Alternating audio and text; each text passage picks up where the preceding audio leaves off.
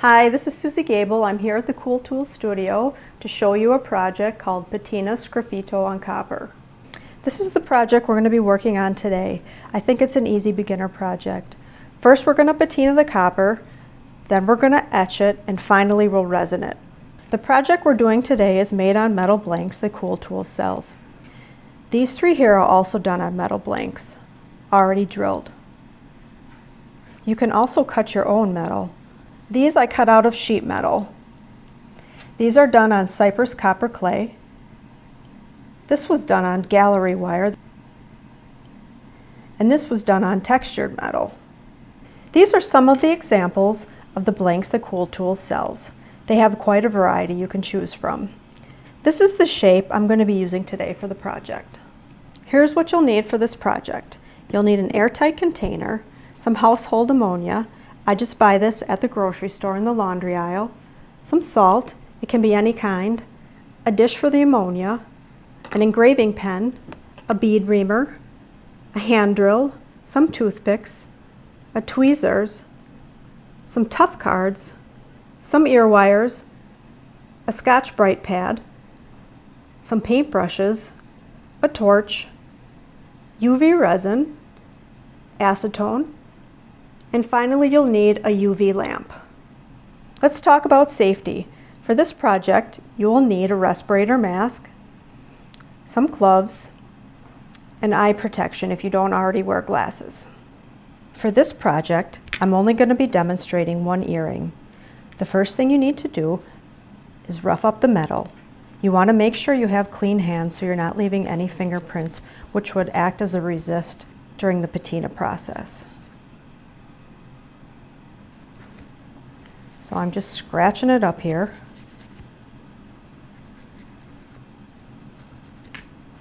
Looks pretty good. Now I'm ready to put it in the patina. For this step, you're going to need to wear your gloves, a respirator mask, and eye protection. We're going to take the lid off of our container. I already have a dish with ammonia in it. Then we're going to take our piece with the tweezers. You don't want to get your hand in there. And dip it into the ammonia. You're going to place it in the container and then add your salt.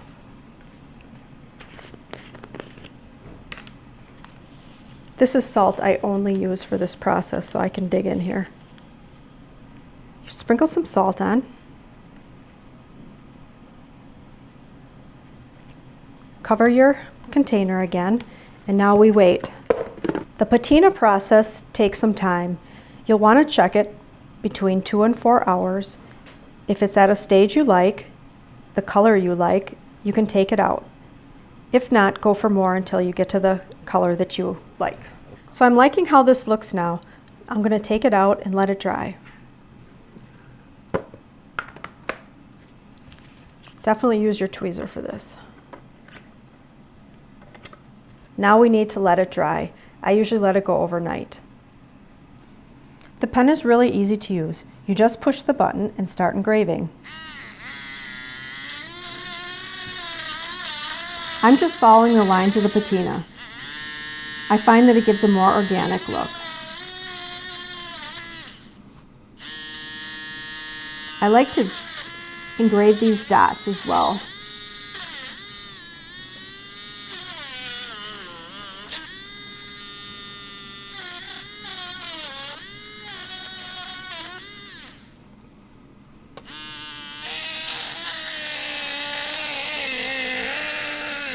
As you can see, it goes pretty quick, but there is quite a bit of dust being generated. If you need to, you can stop and blow off your piece.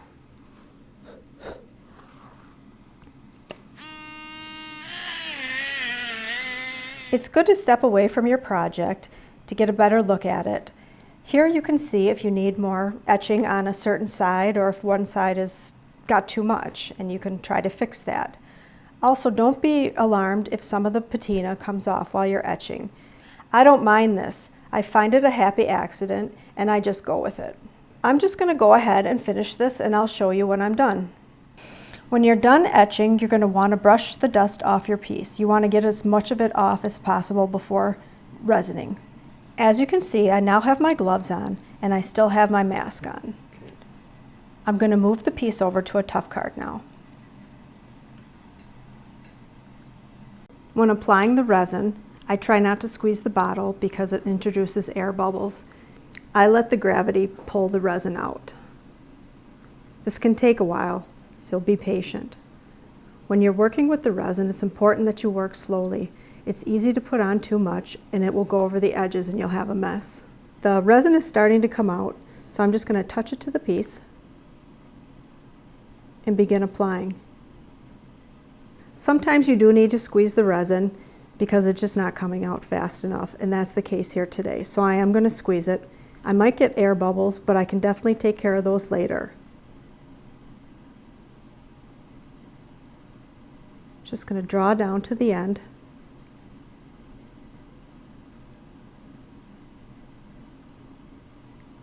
Looks like I need a little more on the top.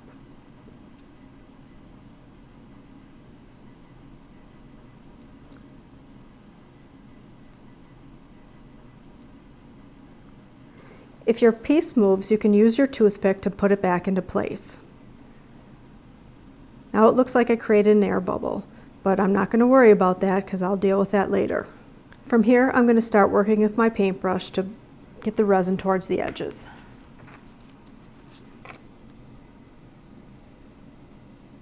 I got kind of close here, so I've got to work a little quicker here to get it to not go over the edge. I'm just going to draw it down, and that usually takes care of it. You also really want to try not to touch your piece when you're resining and get your fingers in it. If you happen to get resin on your fingers, you can just use acetone. Nail polish remover will do just fine to remove the resin from your fingers. After that, wash your hands before you touch your piece again, because the nail polish will harm the surface of your piece.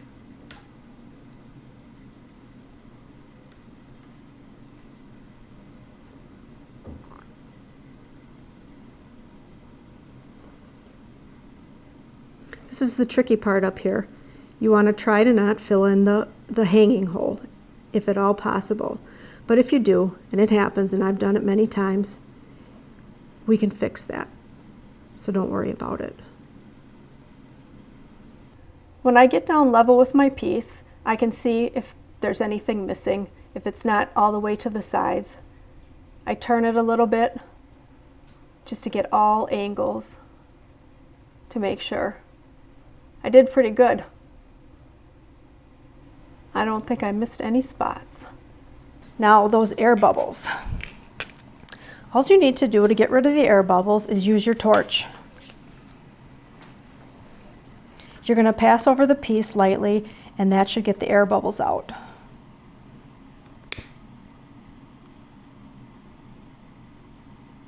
There, one just went. And I do the other side.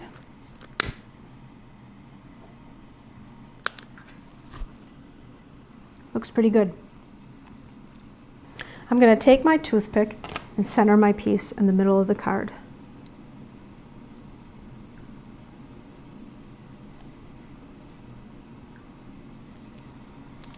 And then I'm going to put it in under the UV lamp.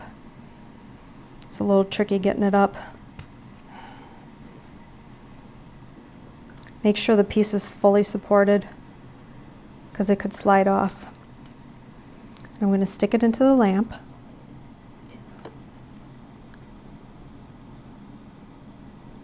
Now the piece needs to cure for 2 to 4 minutes. So the buttons on top go in increments of 10 seconds, 30 seconds, and 60 seconds.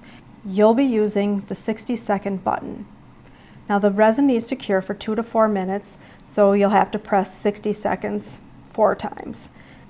I'm going to start with the first cycle, and I'll see you after the 4th. UV light is dangerous for your eyes, so don't look directly at the light. Keep it turned away from you. If you are working on multiple pieces at a time, do not work on a piece in front of the UV light because it will start curing your resin. So my piece is done now, and I need to remove it from the lamp. I like to set it aside after it comes out of the UV lamp. I've gotten fingerprints in it before from handling it too soon, so I let it sit for about 20 minutes. I didn't end up filling up my hole, but if you did, it's easy to take care of.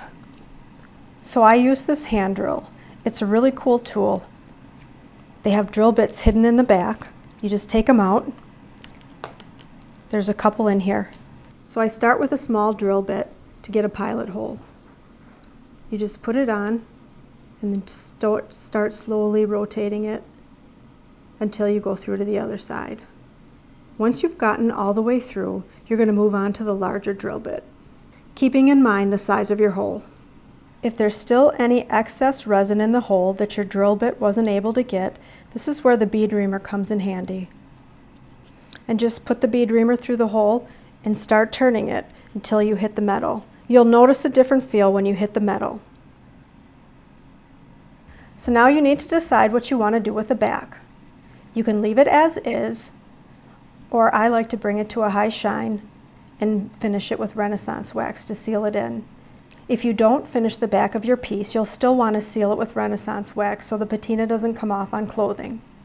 Once you seal the back, they're ready for findings. This is a pair I did before. I'm really pleased with how these turned out. They almost have a gem-like quality to them. I think this is a pretty simple project for a beginner. I hope you enjoyed this project and give it a try. Thanks again for watching.